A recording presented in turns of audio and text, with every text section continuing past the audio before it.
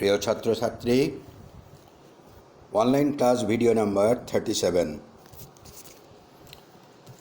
আজকের আলোচ্য বিষয় সয়েল পলিউশন অর্থাৎ মৃত্তিকা দূষণ।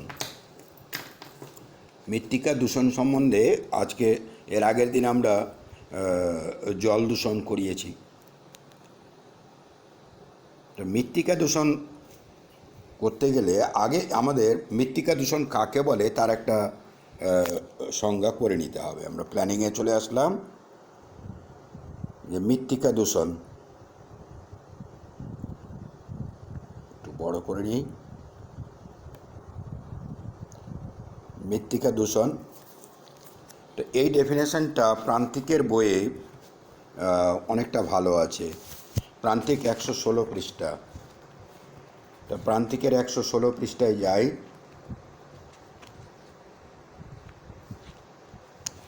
প্রান্তিকের বইয়ের 116 পৃষ্ঠায় প্রত্যেকটা ডেফিনেশনই দেওয়া আছে। এই 116 পৃষ্ঠার নিচের দিকে বায়ু দূষণ, জল দূষণ, মাটি দূষণ, শব্দ দূষণ, সংজ্ঞাগুলো আমরা এখান থেকেও করতে পারি। মৃত্তিকা দূষণের সংজ্ঞায় লেখা আছে, অবাঞ্ছিত জৈব পদার্থ বা রাসায়নিক পদার্থের সংযোজনের ফলে মাটির স্বাভাবিক বৈশিষ্ট্যের যে পরিবর্তন ঘটে বা গুণগত মানের অবক্ষয় ঘটে তাকে মাটি দূষণ বা সয়েল পলিউশন বলে। এটা একটা সংজ্ঞা আমরা করে নেব মৃত্তিকা দূষণের। এরপরে আমরা এটা করার পর আমরা চলে যাব, প্রত্যেকটা দূষণেরই আমরা জানি দুটো জিনিস করতে হচ্ছে আমাদের, একটা হচ্ছে কারণ আর একটা হচ্ছে ফলাফল। প্রত্যেকটাই 2 মার্কসের জন্য আসতে পারে। তো মৃত্তিকা দূষণের কারণগুলো কি কি, এটা করার জন্য আমরা ছায়ার বই নেব। ছায়ার বইয়ের 18 পৃষ্ঠায় যাব। পয়েন্টগুলো লক্ষ্য করি। পয়েন্টগুলো, প্রথম পয়েন্ট দেওয়া আছে মৃত্তিকা দূষণের কারণে জীবাণুর দ্বারা, যে পয়েন্টটা। আর দ্বিতীয় দিয়েছে রাসায়নিক পদার্থের দ্বারা। প্রত্যেকটা বইয়ে এই দুটো করে পয়েন্ট দেওয়া আছে। তো এটাকে যদি আমরা করি, একটু আমি বড় করে নিই, পয়েন্টটাতে চলে আসি। জীবাণুর দ্বারা,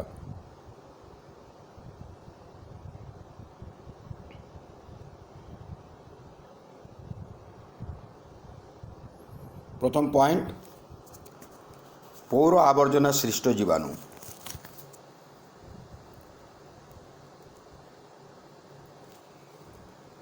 পৌর এলাকা যেগুলো আছে, যেমন আমাদের ইংলিশ বাজার পৌরসভা, তো এই রকম এর চাইতেও বড় বড় শহর রয়েছে পশ্চিমবাংলায়।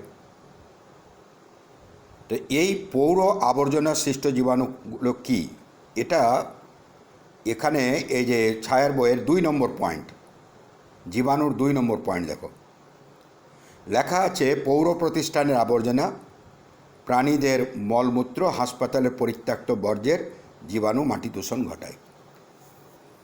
এটা যথেষ্ট। আমরা পৌর এলাকাতে যে সমস্ত রয়েছে, পৌর প্রতিষ্ঠানের আবর্জনা, পৌর প্রতিষ্ঠানগুলো কোনগুলো, অর্থাৎ পৌর এলাকায় অনেক হসপিটাল থাকে। পৌর এলাকায় যে ড্রেনেজ সিস্টেম থাকে, ওই ড্রেনেজ সিস্টেমগুলো অনেক জায়গা আবার স্টোর করা হয়। অনেক সময় এগুলো, অনেক সময় এই আবর্জনাগুলো রিসাইক্লিং করা হয় না, ফলে এগুলো এলাকা দূষণ ঘটিয়ে দেয়। তা আমরা এইটুকুই লিখব যেটা বইয়ে আছে, পৌর প্রতিষ্ঠানের আবর্জনা। পৌর প্রতিষ্ঠানের একটা উদাহরণ আমি দিলাম, হসপিটাল, বিভিন্ন স্কুল কলেজ, বিভিন্ন অফিস আদালত, বাস স্ট্যান্ড, রেলওয়ে স্টেশন, সবই পৌর প্রতিষ্ঠানের মধ্যে পড়ে যায়। বিভিন্ন কলকারখানাও থাকতে পারে। প্রাণীদের মলমূত্র, আমরা জানি পৌর এলাকায় প্রচুর মানুষ বসবাস করে, ফলে তাদের যে সিস্টেম রয়েছে, মলমূত্র ত্যাগের যে ব্যবস্থাগুলো রয়েছে প্রত্যেকের বাড়িতে নিজের রয়েছে, আবার জনসাধারণের জন্য আলাদা আলাদা রয়েছে। প্রত্যেকটা এগুলো ঠিকমতো অপসারণ করে তাকে রিসাইক্লিং যদি না করা হয় তো অটোমেটিক্যালি এগুলো মাটি দূষণ ঘটাবে। এবং এগুলো রেখে দিলে কি হবে, এগুলো রেখে দিলে এতে বিভিন্ন রকমের জীবাণুর জন্ম হয়ে যাবে। 2 নম্বর পয়েন্ট দিয়েছে আমি, গৃহস্থালী ও অন্যান্য বর্জ্যসৃষ্ট জীবাণু। গৃহস্থালী ও অন্যান্য বর্জ্যসৃষ্ট জীবাণু 2 নম্বর পয়েন্টটা দেখো। তো এটাকে আমরা দেখি, এখানে একটা বানানটা অন্যান্য হবে, এটা বানানটা ভুল হয়েছে। আচ্ছা, বর্জ্যসৃষ্ট জীবাণু, তো এটা 1 নম্বর পয়েন্টটা আমরা লিখব। এখানে শহরাঞ্চলে লেখা আছে, তো শহরাঞ্চলটা বাদ দিয়ে দিলাম। শহরাঞ্চল হোক আর গ্রামাঞ্চল হোক, প্রতিটি ক্ষেত্রেই গৃহস্থালী এবং অন্যান্য কাজে উৎপন্ন বর্জ্য, সিওয়েজ স্ল্যাশ রূপে, সিওয়েজের আগের দিন পড়িয়েছি। সিওয়েজ হচ্ছে যে নর্দমায় যে কালো রঙের মানে যে ড্রেনে, বিভিন্ন ড্রেনে কিংবা ধরা যাক সেপটিক ট্যাঙ্কে যে কালো রঙের বর্জ্য তৈরি হয় এবং ওতে জীবাণু থাকে, আমরা জানি, এটা সিওয়েজ পড়িয়েছি এর আগের দিন। তো গৃহস্থালী অন্যান্য কাজে উৎপন্ন, ওই শহরাঞ্চলটা বাদ দিয়ে লিখব, গৃহস্থালী অন্যান্য কাজে উৎপন্ন বর্জ্য সিওয়েজ স্ল্যাশ রূপে উৎপন্ন হওয়ায় পরে সঠিক ট্রিটমেন্ট অর্থাৎ রিসাইক্লিং না হলে তার জীবাণু মাটিকে দূষিত করে। বাস এইটুকুই লিখব। কলকাতার যে প্রচুর আবর্জনাগুলো হয়, সেই আবর্জনাগুলো রিসাইক্লিংয়ের ব্যবস্থা আছে অনেক জায়গায়, আবার অনেক জায়গায় দেখা যায় বড় বড় ড্রেনের মাধ্যমে সেটা কলকাতা লাগোয়া যে হুগলি নদী রয়েছে, ওই নদীর মধ্যে গিয়ে খুলে দিয়েছে। এবং ড্রেনগুলো এত বড় বড় যে ড্রেনের মধ্যে হাঁটাচলা করা যায়, এত বড় বড় ড্রেন রয়েছে কলকাতার রাস্তার নিচে। ওই ড্রেন দিয়ে এই সমস্ত আবর্জনাগুলো এবং এতে গিয়ে মেশে। বিশেষ করে কলকাতার যে সমস্ত আউটরাম ঘাট আছে, ওই সমস্ত জায়গায় গেলে আমরা দেখতে পাবো বড় বড় ড্রেন নদীতে খুলেছে। তো সেটা জল দূষণ ঘটাচ্ছে। আর অনেক জায়গায় আবার হয়েছে কি, যে এই আবর্জনাগুলো ড্রেনেজ সিস্টেমই নাই, ফলে ওগুলো এলাকাকে একদম পুরো ওর মাটি ফাটি সব একদম দূষিত করে ফেলছে। তো ওটা আমরা লিখবো না অতটা, এইটা এখানে যেটা পয়েন্ট আছে ওটাই লিখব, যে গৃহস্থালী অন্যান্য কাজে উৎপন্ন বর্জ্য বা সিওয়েজ বা স্ল্যাশ রূপে উৎপন্ন হওয়ায় পরে তার সঠিক ট্রিটমেন্ট না হলে তার জীবাণু মাটিকে দূষিত করে। এই দুটো পয়েন্ট হয়ে গেল। আরেকটা পয়েন্ট হচ্ছে ইউডেফিক প্যাথোজেন। ইউডেফিক প্যাথোজেন এটাও বইয়ে আছে, 3 নম্বর পয়েন্টটা। অনেক রোগের জীবাণু মাটিতে বসবাস করে, সংক্রমণ ঘটায়, এদের ইউডেফিক প্যাথোজেন বলে। অর্থাৎ মাটিতে বসবাসকারী যে সকল জীবাণু নানান রোগের সংক্রমণ ঘটায় তাদের ইউডেফিক প্যাথোজেন বলে। এমন একটা উদাহরণ দিয়েছে এখানে, অ্যানথ্রাক্সের জীবাণু। অ্যানথ্রাক্সের জীবাণু, অ্যানথ্রাক্স হচ্ছে রোগের নাম, জীবাণুর নাম কি? ব্যাসিলাস অ্যানথ্রাসিস। ব্যাসিলাস অ্যানথ্রাসিস। এইরকম আমরা ওই এই দূষণ চ্যাপ্টারে অনেক রোগ পড়ব, তার জীবাণুর নাম জানব, ওদের উপসর্গগুলো জানার চেষ্টা করব, কারা সংক্রমিত সেটাও জানার চেষ্টা করব। যত জানব তত ভালো। তো আমরা এতক্ষণে জীবাণু দ্বারা কমপ্লিট করলাম। এটাতে অ্যাকচুয়ালি জীবাণু দ্বারা এই যে দূষণের কারণ, এটা ম্যাক্সিমাম 2 নম্বরের জন্য আসতে পারে। তো 2 নম্বরের জন্য আসলে আমাকে জীবাণু দ্বারা একটা প্যারা করতে হবে, যদিও আমরা এটা আলাদা আলাদা করে লিখব। আর রাসায়নিক পদার্থ দ্বারা একটা বলে দেয়, এটা 2 মার্কের জন্য হয়ে যাবে, এটাকে একটু ছোটো করে লিখব। আর আবার চলে আসতে পারে যে জীবাণু দ্বারা মৃত্তিকা দূষণ কীভাবে হয়, সেটা আবার 2 মার্কসে চলে আসতে পারে। ওই জন্য আমি এরকম পয়েন্ট করেছি সেপারেট। মানে ইদানিং প্রশ্ন এমন হচ্ছে বলা খুব কঠিন। শুধু জীবাণু দ্বারা মাটি দূষণ কীভাবে হয় লেখো, এতেই 2 মার্কস চলে আসতে পারে। যেমন রাসায়নিক পদার্থ দ্বারা মৃত্তিকা দূষণ কীভাবে হয়, এতেই 2 মার্কস চলে আসতে পারে। কাজেই এগুলোকে আমাদের ওইভাবেই করে রাখতে হবে। আর যদি গোটাটা 2 মার্কসের পরে, তাহলে দুটো প্যারাগ্রাফ করে লিখলেই হবে, আলাদা আলাদা পয়েন্ট না করলেও চলবে, কিন্তু উল্লেখ করব সব এগুলো। আচ্ছা, এরপরে চলে আসি আরেকটা দূষণ, সেটা হচ্ছে রাসায়নিক পদার্থের দ্বারা।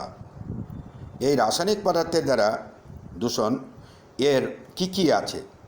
তো রাসায়নিক পদার্থের দ্বারা যে দূষণ আছে তাতে আমরা দেখতে পাচ্ছি, যেমন ছায়ার বইয়েই দেখি যে আমরাও এগুলো গ্রামের ছেলেপেলেরা এগুলো খুব ভালো বোঝে, কারণ আমাদের এই গ্রামাঞ্চলে এগুলো যে সমস্ত জমি আছে কিংবা বাগান আছে তাতে এই সমস্ত জিনিসগুলো খুব বেশি ব্যবহার হয়।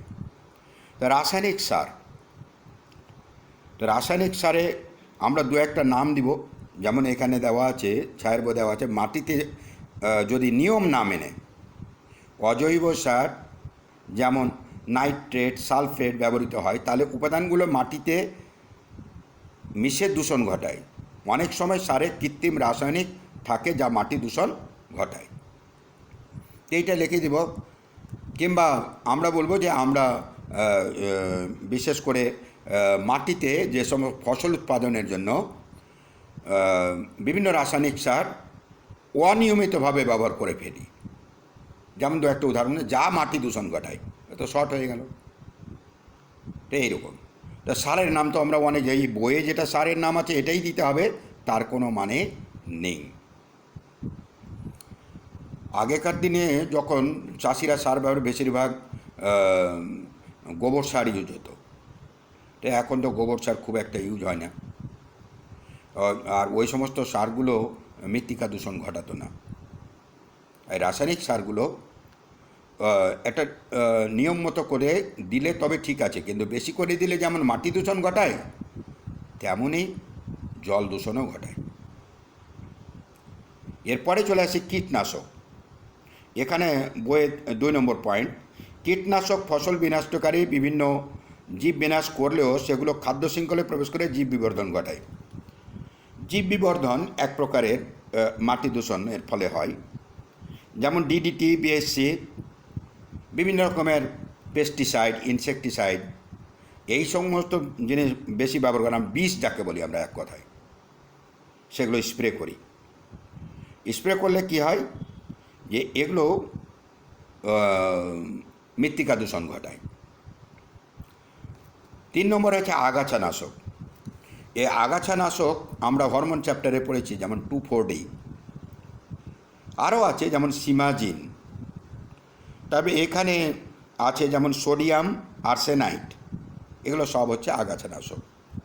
এই আগাছানাশকগুলো আগাছা বিনাশ করলেও ওরা পরিমাণ বেশি হয়ে গেলে মৃত্তিকা দূষণের কারণ হয়ে যায়। তা আমরা লিখব যে আগাছানাশক পয়েন্টটাতে লিখব যে বিভিন্ন প্রকার আগাছানাশক আগাছা নাশ করলেও মৃত্তিকা দূষণ ঘটাতে পারে, যেমন 2,4-D, সিমাজিন, সোডিয়াম আর্সেনাইট প্রভৃতি। অর্থাৎ বিভিন্ন আমার যে পয়েন্ট আছে, বিভিন্ন রাসায়নিক সার উদাহরণ অনিয়মিতভাবে ব্যবহার করতে গেলে বা প্রয়োজনের অতিরিক্ত ব্যবহার করলে মৃত্তিকা দূষণ ঘটায়, যেমন উমুক সার দুটা। কীটনাশক, বিভিন্ন রকমের কীটনাশক ফসল উৎপাদনের জন্য যখন ব্যবহৃত হয় তাও মৃত্তিকা দূষণের কারণ হয়ে যায়, যেমন কীটনাশকের উদাহরণ। আগাছানাশক হয়ে দিল, তাহলে আমরা রাসায়নিক পদার্থ দ্বারা 2 মার্কসের এটা আমার কমপ্লিট হয়ে গেল। এটাকে করে নেবে। এরপরে আমরা চলে যাই মৃত্তিকা দূষণের ফলাফল। এই মৃত্তিকা দূষণের ফলাফলও 2 মার্কসের জন্য আসতে পারে। যেমন আগের প্রশ্নগুলো আমি বললাম যে মৃত্তিকা দূষণের কারণ শুধু 2 মার্কস যদি আসে, তাহলে আমাকে জীবাণুর দ্বারাও পয়েন্ট করতে হবে, রাসায়নিক পদার্থের দ্বারাও পয়েন্ট করতে হবে। সেক্ষেত্রে আমি 2টা প্যারাতে লিখতে পারি, আলাদা আলাদা পয়েন্ট সে দিতে পারলে খারাপ কিছু নাই, কিন্তু বড় হয়ে যাবে। আর যদি আমি আলাদা করে প্রশ্ন আছে যে জীবাণুর দ্বারা মৃত্তিকা দূষণ কীভাবে হয়, এটাতেই 2 মার্ক, তাহলে আমি যেভাবে পয়েন্ট করেছি সেভাবে পয়েন্ট করে লিখতে হবে। আবার যদি চলেছে রাসায়নিক পদার্থ দ্বারা মৃত্তিকা দূষণ কীভাবে হয়, ওটাই 2 মার্কসের জন্য, তাহলে এইভাবে পয়েন্ট করতে হবে।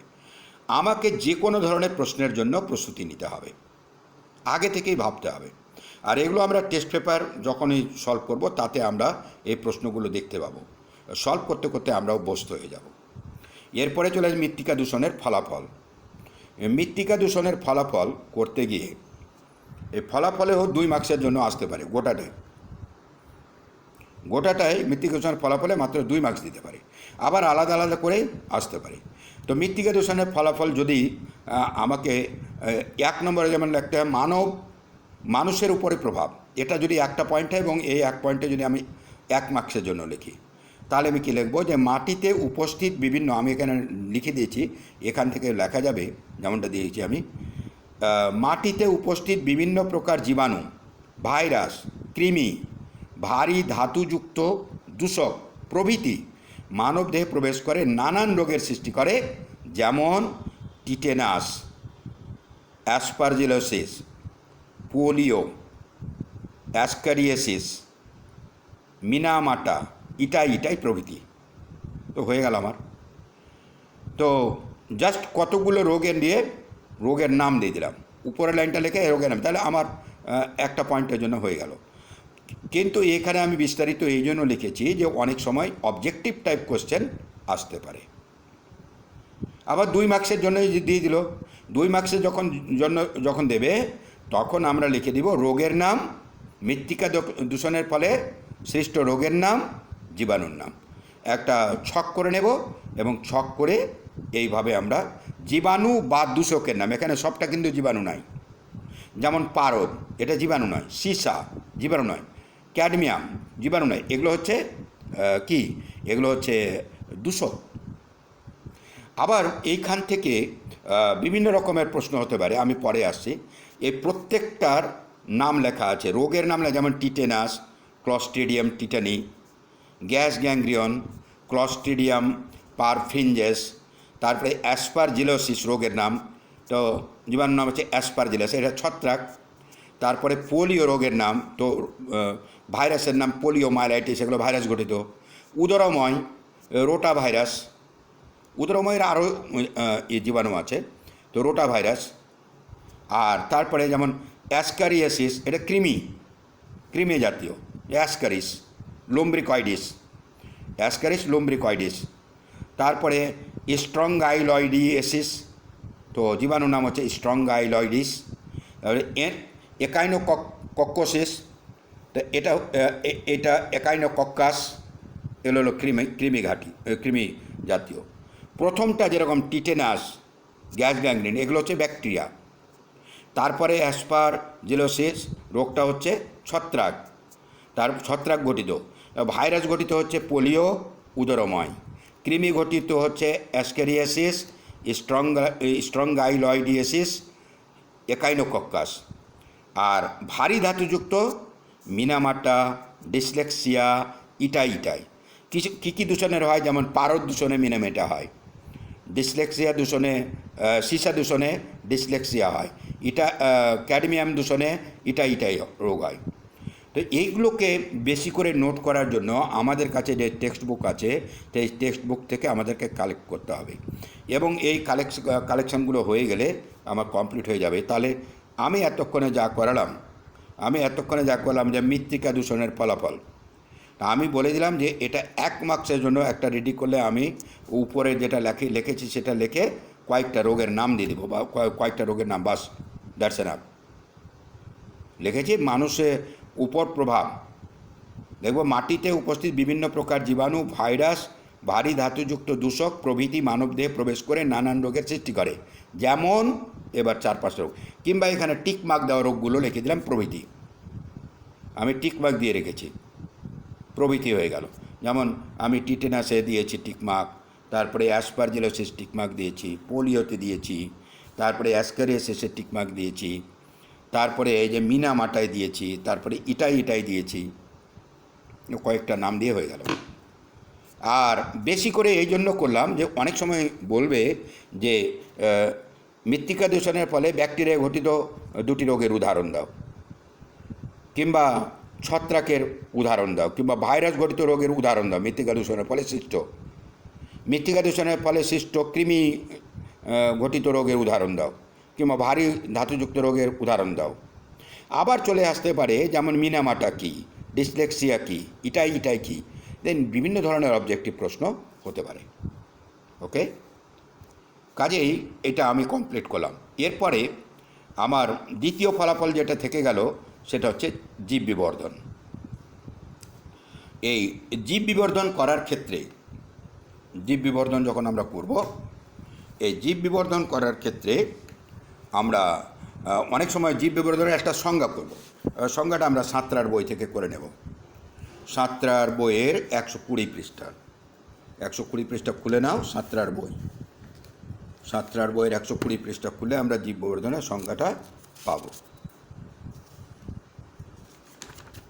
খুললাম। তো এখানে জীব বিবর্ধনের সংজ্ঞা দেওয়া আছে, লেখা আছে 120 পৃষ্ঠা দেখো, বিভিন্ন প্রকার অপরিবর্তনীয় বিষাক্ত রাসায়নিক পদার্থ খাদ্য শৃঙ্খলে প্রবেশ করলে প্রতিটি খাদ্য স্তরে তাদের গাঢ়ত্বের মাত্রা যে হারে বৃদ্ধি পায় তাকে জীব বিবর্ধন বলে। আমি সংজ্ঞাটা এখান থেকে করতে বলবো, তোমরা এখান থেকে সংজ্ঞাটাকে করে ফেলবে। তাহলে জীব বিবর্ধনের সংজ্ঞা একটা করে নিলাম। করে নিয়ে এবার জীব বিবর্ধন পদ্ধতি, জীব বিবর্ধন পদ্ধতি, এই জীব বিবর্ধন পদ্ধতিকে আমরা দুটো ধাপে করব। একটা জৈব সঞ্চয়ন, এটা ছায়ার বইয়ে রয়েছে। জৈব সঞ্চয়ন একটা করব, জৈব সঞ্চয়ন, আর একটা পয়েন্ট করব কি পুষ্টি স্তরে দূষকের প্রভাব, আরেকটা করব উদাহরণ। এই তিনটা পয়েন্ট এটা বর্ণনা করব, কারণ এই প্রশ্নটা অন্যভাবেও চলে আসতে পারে, ওই জন্য ওইভাবে রেডিটা করব আমরা। কোন প্রশ্ন কিভাবে আসবে এখনই ঠিক বলা যাচ্ছে না। জীব বিবর্ধন কিভাবে হয়, যেমন একবার প্রশ্ন এসেছে জীব বিবর্ধন কিভাবে হয়। জীব বিবর্ধনে হয় এমন দুটি দূষকের নাম লেখো। তাহলে জীব বিবর্ধন কিভাবে হয়, তার মানে জীব বিবর্ধন পদ্ধতি কিংবা জীব বিবর্ধনের কারণটা লিখতে হবে। তো সংজ্ঞাটা তো আগেই বললাম আমি। এবার জীবন পদ্ধতি আমরা লিখব, জীবন পদ্ধতি লিখব নিম্নলিখিতভাবে জীব বিবর্ধন হয়ে থাকে। 1 নম্বর পয়েন্ট জৈব সঞ্চয়ন। জৈব সঞ্চয়নের কী লিখব, যে অপরিবর্তনীয় দূষকগুলি বাস্তুতন্ত্রের প্রতিটি খাদ্য শৃঙ্খলে পুঞ্জীভূত হওয়ার ঘটনাকে জৈব সঞ্চয়ন বলে। অর্থাৎ এটাকে আরেকটু আমরা উদাহরণ পর্যন্ত যাব তো আমাদের কাছে ক্লিয়ার হবে। জৈব সঞ্চয়ন অর্থাৎ আমরা যে সমস্ত দূষিত পদার্থ বিভিন্নভাবে গ্রহণ করে নিচ্ছি, জীবেদের দেহে চলে যাচ্ছে, সেগুলো আস্তে আস্তে সঞ্চিত হচ্ছে, এবং সঞ্চিত হওয়ার ফলে এর পরিমাণগুলো অনেকটা বেড়ে যাচ্ছে। এর পরিমাণটা অনেক বেড়ে যাচ্ছে। জীব বিবর্ধনের সংজ্ঞাতেই বলা ছিল যে গাঢ়ত্বের মাত্রা, খাদ্য স্তরে তাদের গাঢ়ত্বের মাত্রা যে হারে বৃদ্ধি পায়, অর্থাৎ ওর ডেনসিটি অনেক বেশি বেড়ে যায়। তো এই যে সাঁতরার বইয়ের নিচের দিকে উদাহরণ দেওয়া আছে একটা ছক করে, সেটা আমি পরে আলোচনা করলে ওটা ক্লিয়ার হয়ে যাবে। তো জৈব সঞ্চয়নে আমরা কী লিখব যে অপরিবর্তনীয় দূষকগুলি বাস্তুতন্ত্রের প্রতিটি খাদ্য শৃঙ্খলে পঞ্জীভূত হওয়ার ঘটনাকে জৈব সঞ্চয়ন বলে। ব্যাস এইটুকু। 2 নম্বর পয়েন্ট আছে পুষ্টি স্তরে। জৈব সঞ্চয়ন হয়ে গেল। 2 নম্বর হচ্ছে পুষ্টি স্তরে দূষকের প্রবাহ। এটাকে করি, এটাকে লিখব আমরা খাদ্য শৃঙ্খলে প্রতিটি পুষ্টি স্তর খাদ্য খাদক সম্পর্কযুক্ত হয়। জৈব সঞ্চয়নে পঞ্জীভূত দূষকগুলি ক্রমান্বয়ে উৎপাদক, প্রাথমিক খাদক, গৌণ খাদক, প্রগৌণ খাদকে ক্রমপ্রবাহের সময় তাদের গাঢ়ত্বের মাত্রা ক্রমশ বৃদ্ধি পেয়ে সঞ্চিত হয়। ফলস্বরূপ সর্বোচ্চ খাদ্য স্তরে দূষকের গাঢ়ত্ব সর্বাধিক হয়। এইটুকু লিখব। দরকার হলে আমার ভিডিওটা রিভিউ করে এটা তোমরা লিখে নেবে। আমি আরেকবার রিডিং পড়ে দিই। এনে পড়ছি আমি যে খাদ্য শৃঙ্খলে প্রতিটি পুষ্টি স্তর খাদ্য খাদক সম্পর্কযুক্ত হয়। জৈব সঞ্চয়নে পঞ্জীভূত দূষকগুলি ক্রমান্বয়ে উৎপাদক, প্রাথমিক খাদক, গৌণ খাদক প্রগৌণ খাদককে প্রগৌণ খাদকে ক্রমপ্রবাহের সময় তাদের গাঢ়ত্বের মাত্রা ক্রমশ বৃদ্ধি পেয়ে সঞ্চিত হয়। ফলস্বরূপ সর্বোচ্চ খাদ্যক স্তরে দূষকের গাঢ়ত্ব সর্বাধিক হয়। তো এটা হয়ে গেল। এরপরে 3 নম্বর পয়েন্ট দিচ্ছি উদাহরণ। এই উদাহরণটা আমরা সাঁতরার বইয়ে যে উদাহরণটা রয়েছে সেখান থেকে দিয়ে দেব, ঠিক যেমনটা দেওয়া আছে। যেমন আমি দেখাই এই পয়েন্টটাকে, এই যে পয়েন্টটা, এই যে এই জিনিসটা সাঁতরা বইয়ে আছে। যেমন আছে জলে দ্রবীভূত তীর চিহ্ন ফাইটোপ্ল্যাঙ্কটন তীর চিহ্ন জুপ্ল্যাঙ্কটন তীর চিহ্ন মাছের দেহে তীর চিহ্ন মৎস্যভোগ পাখির দেহে।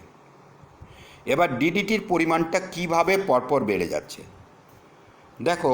জলে দ্রবীভূত হচ্ছে কি 0.01 ppm, 0.01 ppm। ppm পুরো হচ্ছে parts per million, parts per million, এই ইউনিট ppm ধরা হয়। তারপরে ওইটাই এটা দূষকটা জলে দ্রবীভূত হলো। এবার ওর থেকে যখন ফাইটোপ্ল্যাঙ্কটন অর্থাৎ জলে বসবাসকারী যে সমস্ত উদ্ভিদ আছে তারা যখন ওটাকে গ্রহণ করলো তখন ওই মাত্রাটা বেড়ে যাচ্ছে, ওর ঘনত্বটা বেড়ে যাচ্ছে। তখন ডিডিটির ঘনত্ব হয়ে গেল 0.024 ppm। ওখানে 0.1 ছিল, এখানে 0.2 হয়ে গেল, 0.24 ppm। এরপরে জুপ্ল্যাঙ্কটন অর্থাৎ ওই জলে বসবাসকারী সূক্ষ্ম সূক্ষ্ম উদ্ভিদগুলোকে আবার সূক্ষ্ম প্রাণীরা খেয়ে যায়, এদেরকে জুপ্ল্যাঙ্কটন বলে। তো তাদের দেহে যখন যাচ্ছে তখন ওটা কত হয়ে যাচ্ছে 0.123 ppm, মানে আগের চাইতে ppmটা বেড়ে যাচ্ছে। ppm মানে ঘনত্ব, ডেনসিটি। কিসের ডেনসিটি? ডিডিটির। ডিডিটি একটা দূষক। এরপরে চলে মাছের দেহে যখন প্রবেশ করলো, তো মাছের দেহ কী হবে? প্রথমে ছোটো মাছ খাবে, ছোটো মাছকে বড় মাছ খাবে, আবার মাছগুলোকে পাখিরা খাবে, ইত্যাদি ইত্যাদি। পাখিরাকে আবার মানুষ খেয়ে যেতে পারে, অন্যান্য প্রাণী খেয়ে যেতে পারে। তো যত উপরের দিকে যাবে তত এর ঘনত্বটা, এর ppmটা বৃদ্ধি পেয়ে যাবে। তো মাছের দেহে কত হয়েছে? এটা হয়ে গেছে 1.05 to 12 ppm। কত হয়ে গেল? এবার মৎস্যভোগ পাখি, অনেক পাখি মাছ ধরে খায়, তো এদের দেহে যখনই গেল এটা হয়ে গেল 100 ppm। তাহলে এর ডেনসিটিটা, ডিডিটির এটা একটা দূষক। এরকম BHC আছে, আরও কিছু আছে, অনেকগুলো দূষক আছে। প্রত্যেকটা দূষক, প্রত্যেকটা পুষ্টি, এক একটা পুষ্টি স্তর এগুলো। যেমন ফাইটোপ্ল্যাঙ্কটন একটা পুষ্টি স্তর, জুপ্ল্যাঙ্কটন একটা পুষ্টি স্তর, মাছ ঢুকলো ওটা একটা পুষ্টি স্তর, তারপরে মৎস্যভোগ পাখির। আবার যদি ধরি ফাইটোপ্ল্যাঙ্কটনটা হচ্ছে উৎপাদক, তারপরে জুপ্ল্যাঙ্কটনটা হচ্ছে প্রথম শ্রেণী খাদক, তারপরে মাছ যখন গেল তখন দ্বিতীয় শ্রেণী খাদক, তারপরে মৎস্যভোগ পাখি তৃতীয় শ্রেণী, আবার মৎস্যভোগকে যদি কেউ খায় তো সর্বোচ্চ শ্রেণী খাদক। এইরকম যত উপরে যাচ্ছে তত। আচ্ছা, এগুলো হওয়ার ফলে এই যে এটা একটা উদাহরণ লিখে উদাহরণ পয়েন্টটাতে এটাই লিখব। তাহলে আমি আবার চলে যাই ওইখানটায় যে পয়েন্টটা ছিল, এই জীবনে এই যে পুষ্টি স্তরে আমি আসলাম। তাহলে জীবনের পদ্ধতি লিখলাম যে জীব বিবর্ধন নিম্নলিখিতভাবে হয়। তারপরে জৈব সঞ্চয়ন ভিডিও দেখে রিভিউ করে লিখে নিতে পারো, পুষ্টি স্তর ভিডিও রিভিউ করে লিখে পুষ্টি দূষকের প্রভাব, আর উদাহরণটা সাঁতরার বইয়ে যেরকমটা আছে তীরচিহ্ন দিয়ে ওইভাবে লিখে নেবে, তাহলে হয়ে গেল। আচ্ছা, আর অনেক সময় এর আগে কিন্তু বইয়েও দেওয়া আছে জীব বিবর্ধন হয় এমন দুটি দূষকের নাম। তা শুধু এইটুকু লিখতে 2 মার্কস দিয়ে দিতে পারে। এই ধরনের প্রশ্নগুলোকে আমাদের সিলেক্ট করতে হবে বেশি, কারণ এতে আমার টাইমও বাঁচবে, আর দ্বিতীয় কথা হচ্ছে আমার কী হবে, নাম্বার কাটবে না। হ্যাঁ, তো আমি জীবন দূষক এটা এগুলোকে আবার ছক করেও লিখতে পারি। যেমন একদিকে লিখলাম সংক্ষিপ্ত নাম পুরো নাম, যেমন ডিডিটি, ডিডিটির পুরো নাম লিখে দিলাম কি, ডিডিটিকে কি বলা হয়, ডাইক্লোরো ডাইফিনল ট্রাইক্লোরো ইথেন, ডিডিটি পুরো নাম লিখতে পারি, ডাইক্লোরো ডাইফিনল ট্রাইক্লোরো ইথেন। আবার বিএসসি বেনজিন হেক্সা ক্লোরাইড, বেনজিন হেক্সা ক্লোরাইড, এইরকম পুরো নামটাও লিখতে পারি। আর একটা জিনিস আছে, এই জীব বিবর্ধন যে হলো, অর্থাৎ দূষকের ঘনত্ব, দূষকের ঘনত্ব কী হলো, বৃদ্ধি পেয়ে গেলো। এই যে একটা ছবি জীব বিবর্ধনের। তো ধরা যাক এই যে মেঘ থেকে যে বৃষ্টি হয়েছে কিংবা কোনো রকম দূষকের দ্বারা জল দূষিত হয়েছে, এই জল দূষণের ফলে কী হচ্ছে, ওই জলটা দূষিত হলো। দূষিত হয়ে এই যে উপরে ফাইটোপ্ল্যাঙ্কটন আছে, তারপরে জুপ্ল্যাঙ্কটন আছে, তারপর ছোটো মাছ আছে, বড় মাছ আছে, ওকে পাখি খেয়ে গেল। তো দূষকের মাত্রা যেহেতু বেড়ে গেল, তাহলে এর অনেকগুলো কুফল দেখা যায় প্রাণীদেহে। তার মধ্যে একটি অবশ্যই রয়েছে, সেটা হচ্ছে যে পাখি যে আছে, বার্ডস বা সরীসৃপ জাতীয় প্রাণী যারা ডিম দেয়, তাদের ডিমের যে খোলক সেটা পাতলা হয়ে যায়, এবং এই ডিমে যখন তা দেওয়া হয় তখন ডিমের খোসাটা এমনিতেই ভেঙে যায়। তাহলে এটা একটা ফল। এছাড়াও ওই সর্বোচ্চ খাদকের শরীরে বিভিন্ন রকমের অসুখ বিসুখের কারণ হতে পারে। তাহলে এটা আমি করে ফেললাম। যেমন এইখানে একটা ছবি দিয়েছি, যেমন এই যে পাতলা খোলকযুক্ত ডিম। পাতলা কেন হয়েছে? জীব বিবর্ধনের জন্য হয়েছে। যে কোনো বিষয়কে বিস্তারিত জানতে গেলে আমাকে 2-3টা বই পড়তে হবে। আর আমি গোড়াতেই বলেছি, বিশেষ করে এই দূষণ চ্যাপ্টারটা আমাদের একাধিক বই যদি আমরা না পড়ি, একটা বইয়ের উপর যদি নির্ভর করি, তাহলে আমরা কিন্তু ভালো উত্তর করতে পারবো না। ভালো উত্তর করতে গেলে আমাদের একাধিক বইয়ের সাহায্য নিতেই হবে। তো এটা আমরা করলাম। আর এছাড়াও কতগুলো আরও রোগ আছে, যেমন ধরা যাক যে বেশ কিছু রোগ আমি ছাড়ছি, এই রোগগুলো লিখে নিবে, সবগুলোই যে এর দ্বারা হয়। রোগগুলো যে কোনো এক জায়গাতে লিখে দেয়। যেমন আমি মিনামাটা লিখলাম, তো লিখলাম যে মাটিতে মিশে থাকা পারদের বিষক্রিয়া থেকে মিনামাটা রোগ হয়। ডিসলেক্সিয়া লিখলাম, মাটিতে মিশে থাকা সীসার বিষক্রিয়া থেকে ডিসলেক্সিয়া রোগ হয়। যেমন ইটাই লেখলাম, মাটিতে মিশে থাকা ক্যাডমিয়ামের বিষক্রিয়া থেকে ইটাই রোগ হয়। যেমন বিষ্ণোসিস লিখলাম, বস্ত্রশিল্পে শ্রমিকদের ফুসফুসে তুলোর তন্তু জমে গিয়ে বিষ্ণোসিস রোগ হয়। যেমন ব্ল্যাক লাং লিখব, কয়লা খনিতে দীর্ঘদিন কাজ করলে ফুসফুসের ভিতরে কালো রঙের আস্তরণ জমা হয়ে ব্ল্যাক লাং রোগ হয়। তারপর এটা আলোচনা করে নিই, যেমন এমফাইসিমা একটা দীর্ঘস্থায়ী ফুসফুসের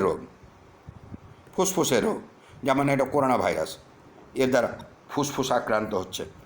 তো এই এমফাইসিমা একটা ফুসফুসের রোগ। এতে কি হয়, যে ফুসফুসে যে বায়ুথলি বা অ্যালভিওলাই থাকে সেটা বিনষ্ট হয়ে যায় ও আয়তনে বড় হয়ে যায়, একে এমফাইসিমা বলে। আর এগুলো হতে গেলে কি হবে, শ্বাসকষ্ট চলে আসবে। যেমন অ্যাসবেস্টোসিস হচ্ছে কি, অ্যাসবেস্ট কারখানায় শ্রমিকদের ফুসফুসে অ্যাসবেস্টের কণা সঞ্চিত হয়ে অ্যাসবেস্টোসিস রোগ হয়। এরকম প্রচুর রোগ আছে। তো এই রোগগুলো সম্বন্ধে আমাদের জানতে হবে। আর একটা রোগ আছে, সেটা হচ্ছে ব্লু বেবি সিনড্রোম। কত রকমের অসুখ যে মানুষের আছে এই হিসেব করে বলাই যায় না। তো সবটাই মাটি দূষণের ফলে হয় তাই তো নয়, কোনোটা বায়ু দূষণের ফলে হয়, কোনোটা জল দূষণের ফলে হয়, কোনটা মাটি দূষণ, শব্দ দূষণের জন্য বিভিন্ন রকমের অসুখ হয়। আবার ছত্রাকের যেটা আমরা অ্যাসপারজিলোসিস বললাম, সেটা তো কানে বেশি হয়, শ্বাসনালীতে হয়ে যেতে পারে। ছত্রাক কী করতে পারে, ওই জায়গায় বংশবিস্তার করে নিতে পারে।